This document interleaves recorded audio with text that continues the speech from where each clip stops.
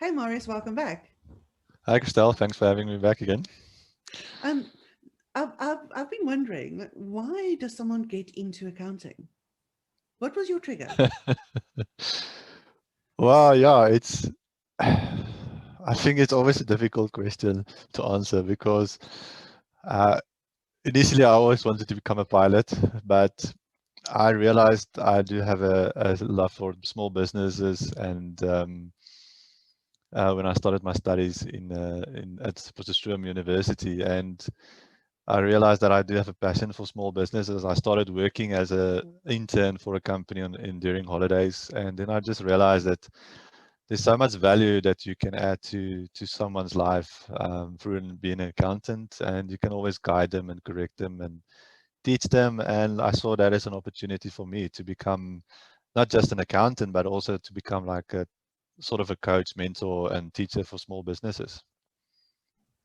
I must say that's one of the things I like most about working with you, Marius, is that you have a passion for small business, and you have a Yeah. passion for um, more than just accounting. Every time you speak at BNI, you speak about how you can use your accounting to make more profit, which is Yes. ultimately what we all want to do anyway. So, Yeah. that's why we decided to have this conversation in the first place, because I think it's so useful for those of us with small businesses. Um, I wanted to chat to you. Something that you mentioned in the previous session, or one of the previous sessions, was that in a private company, you have more tax strategies you can leverage off. Will you expand on that for us, please? Yes. Yeah, absolutely.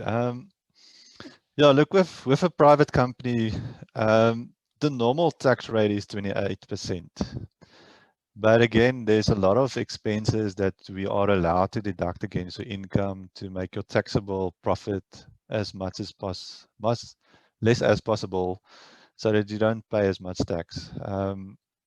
And it even may be using you as a shareholder of the director, declaring salaries for you, to minimize that tax as much as possible. And working from home, there's things that we can put through the company legally to minimize your profits.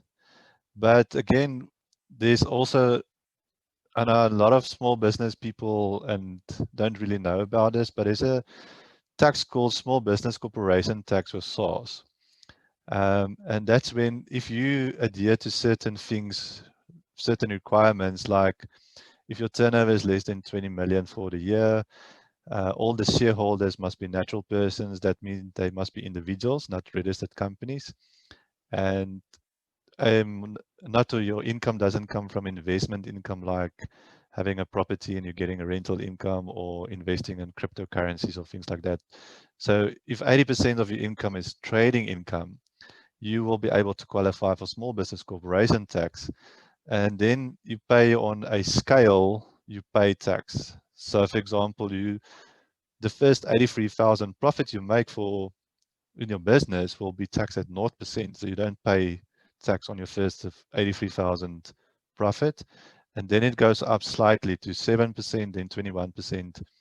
And then only after 550,000 in profit, you start paying the normal tax rate of 28%. Okay, Yeah. okay.